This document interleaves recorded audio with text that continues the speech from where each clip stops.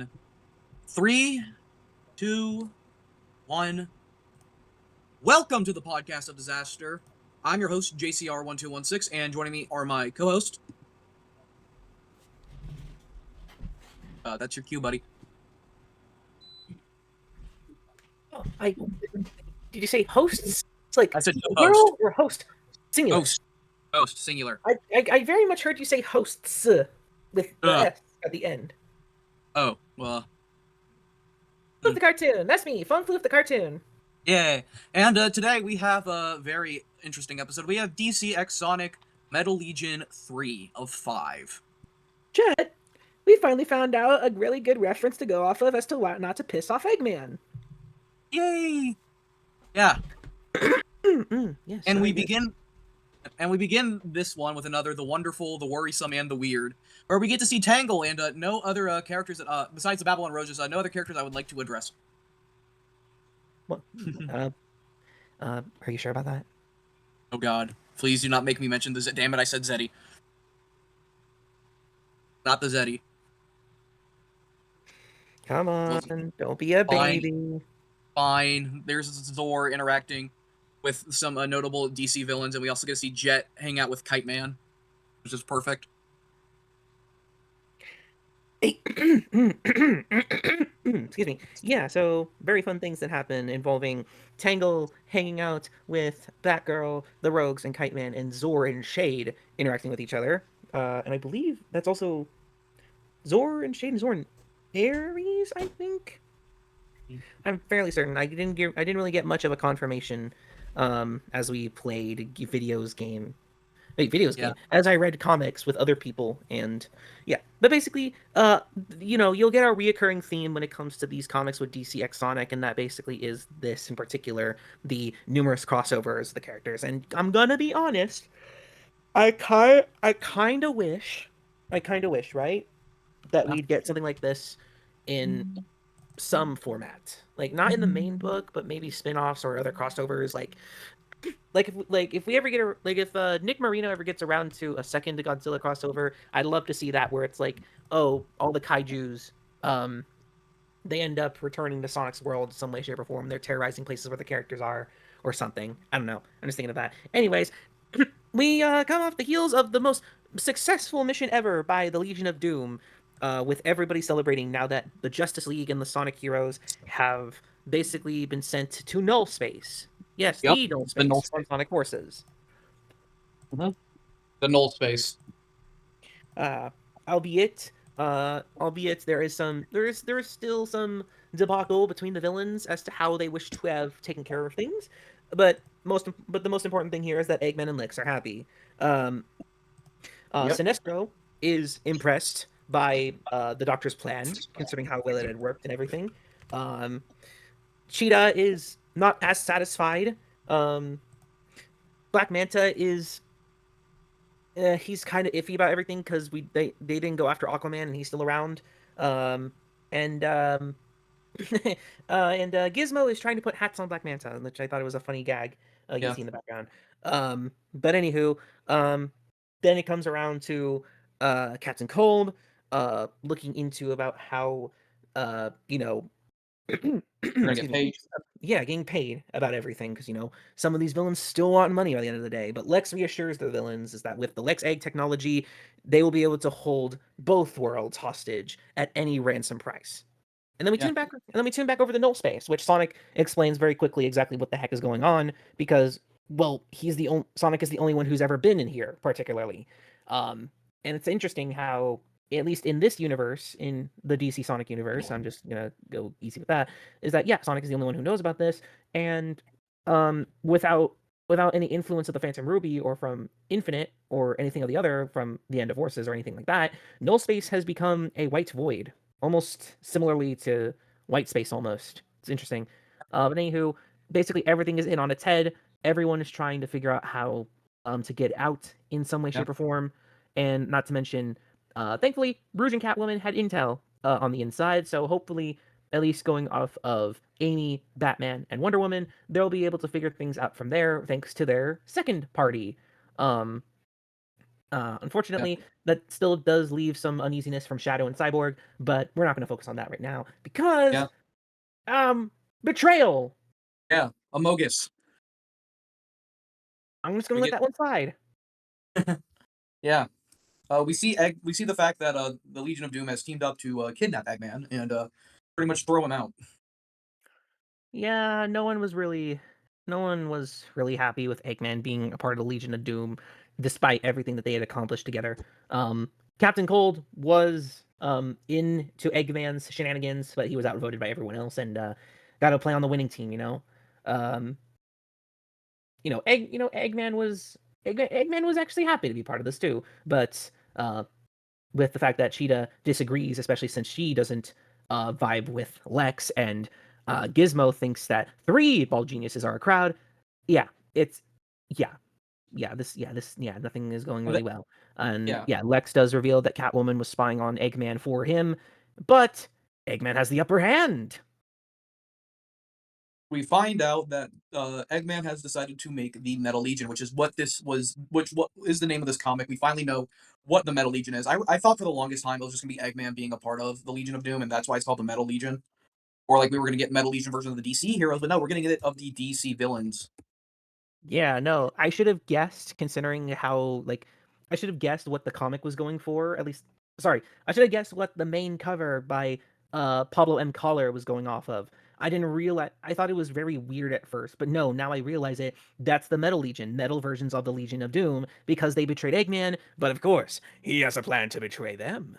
Yeah. Since he first got there to the Legion of Doom at the end of issue 1 and retrofitted the entire HQ in his technology, as a sign of peace between everyone there.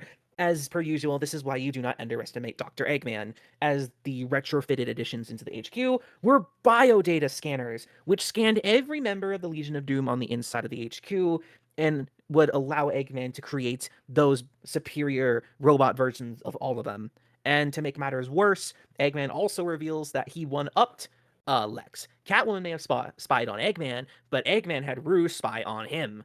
And Lex is not happy about that because even Captain Cold rubs it in. It's like, hey, I thought you were supposed to be the smart one. Yeah, There's some that rage gets there. him pissed. Yeah. I do want to clarify something.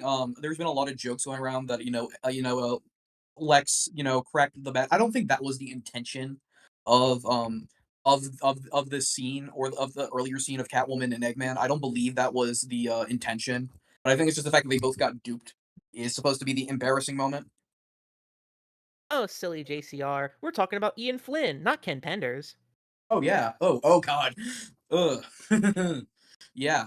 But yeah, I'm gonna be honest. Like, sure, the internet's gonna always make that joke whenever something like that comes up, and there's an implication when there really isn't. I mean, look what happened to Crossworlds and the interactions between Sonic and Rouge. Yeah. That Yeah. is a I prime example, and I also would like to also say here and now that you should not let the internet dictate what you should think about the comic and make your own opinion, because unfortunately, if all you're thinking of is Wiki certain things Wikis. that cannot be said or even shown in a kid's comic, then that's on you, buddy. Yeah. Anywho, we then It's Sonic the redirect our Hedgehog, not Sonic the Hornhog. we redirect our attention back over to everyone who are still stuck in null space. Once again, still wondering about a way to get out. Knuckles and Silver want a piece of the Legion of Doom, but and Flash is getting antsy, but everyone else is really chill about things. Mostly because, well, mostly everyone, mostly. Uh, yeah, Green Lantern is preserving the patients, and Wonder Woman and Batman are um, they are informing everybody of the secondary team that will be put into play in order to help with everything. Yeah, Uh and the dent it's gonna make in Bruce Wayne's wallet. uh-huh. But yeah, so yes, and basically the plan as is, but and yeah, yeah, the the money will be tight and other things that happen. But basically, Catwoman and Rouge are now at the hall. They're in the Hall of Justice with the secondary team, in which they are informing of the fact that yes, they pretty much knew what would be happening in particular, and it's that Eggman and his Metal Legion will go to war with the Legion of Doom, and that is where Sonic and the League come into play. Basically, Um, it'll either happen in one of the two bases essentially. Um, that the two have scouted out. Um, so, um, so Sonic, his friends, and the Legion. Wow, my brain's getting crossed. Not the Legion. No, the Legion will be fighting Eggman. Sonic and his friends and the Justice League will be arriving surely, eventually, in one base, but the other is going to have to be the other base is going to have to be taken care of. In case to find. Yeah. Yeah. They already know what's gonna happen. So sorry, my wires are getting crossed here. It's Basically, fine.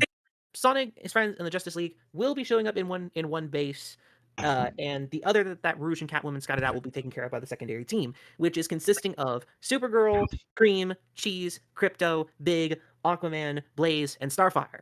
Um, and we also see the fact that things have already begun to go absolutely insane as the Legion of Doom each fight off a lot of their counterparts.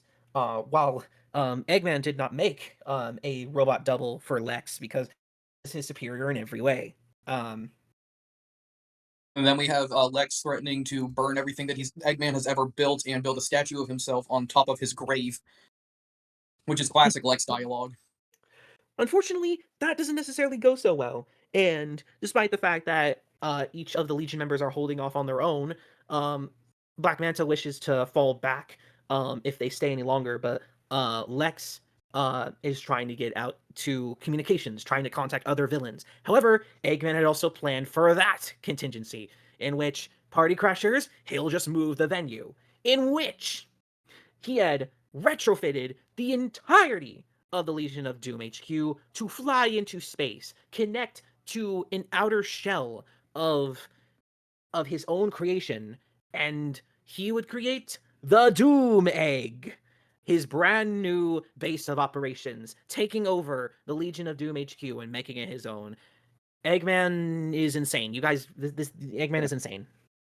Yeah, and I like the fact that we see the fact that Lex really did underestimate Eggman here because just the way that like the way how he's angry and stuff. Like again, Adam does a fantastic job. Like the fact that you see like the veins popping out of his The freaking facial nose. expressions is so good. Like issue 2, especially going back to that, is like you see his Lex's first reaction to Eggman basically going off of Lex's power suit, and it's so hilarious. Like Adam had so much fun with these, and then I can't remember if it was from Chaos Crisis or if it's here from Metal Legion, but I know that Adam had spoken about, oh, like, get ready for issue 4 when I draw Superman and Wonder Woman. And it's like, what are Oh you boy, doing? we're gonna be What? fed. Ooh. Yeah. It's like, ooh. Yeah. And then we see Gizmo again ripe into Lex, and then like if you've seen the comic, Lex just gives Gizmo straight up Five Nights at Freddy's 2 eyes. Oh, sorry, Like what was that, that comment? his eyes look like when he's like confronting Gizmo, like his eyes go like straight FNAF 2 like the It's blacked out with like the mini white spots. it's yeah, it's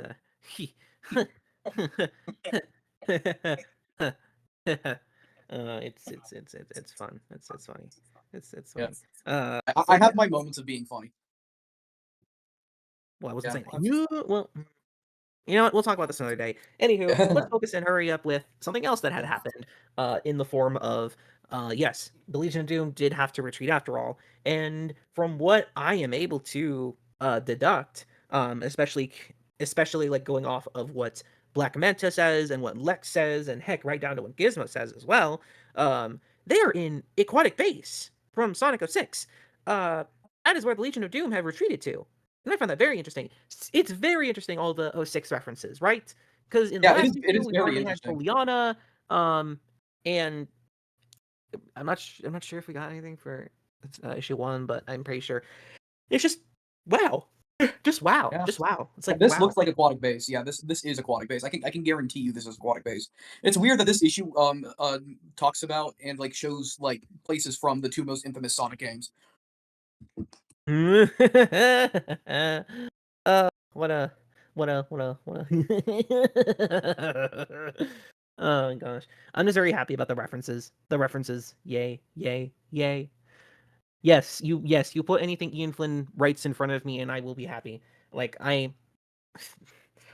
okay, I have my opinions, but like just let me be happy, guys. Anyway, just as planned, um, well, somewhat as just as planned, Sonic and his friends do end up heading back to the real world. Unfortunately, it was through Lex's doing, in Yeah. which, yes, they were able to escape. He wants to trap Eggman up there with the heroes. Exactly. So Eggman and his Metal Legion are in space in the DC world, whereas Lex and Legion of Doom are now in Sonic's world. And now Sonic, his friends, and the Justice League have all escaped from null space, and they arrived. Eggman is fully aware that this is what Lex had in mind, but unfortunately, he still has plans of his own. And yeah, Eggman's power suit basically unfolds itself, and numerous weaponry, guns, flamethrower, rocket launchers, a Metal Sonic esque turbine, and uh, spiked knuckles. Yeah, Eggman is not playing around, and he is going to fight them all head on, and that's where it ends. And we're gonna definitely see what happens next month. Next month, yes, yeah, next month. Yeah, Damn. next month.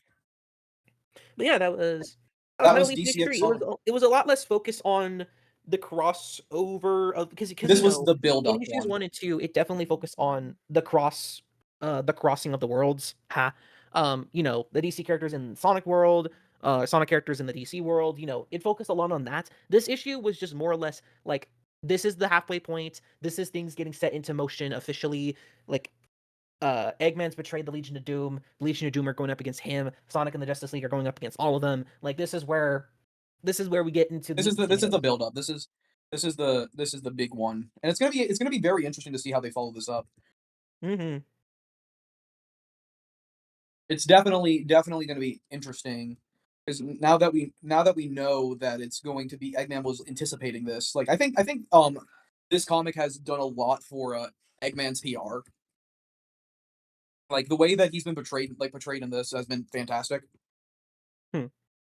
I love the fact that it's the fact that he decides to put it up into space and like do all of these things and like and it's totally seeable. Like there's nothing that's really contrived about it too, which I think is like the coolest part is because this is like totally in character for these other characters to like let this slip, especially someone like Lex whose ego is so ginormous that he couldn't see something like this. Hmm. I don't really have any thoughts on it. It's just I'm gonna wait and see what happens next time. Yeah. And speaking of next time, we can't wait to see you next time on the podcast of Disaster. As always, be good to yourselves, others, and mothers, and we will see you next time. Bye, everybody. Bye. So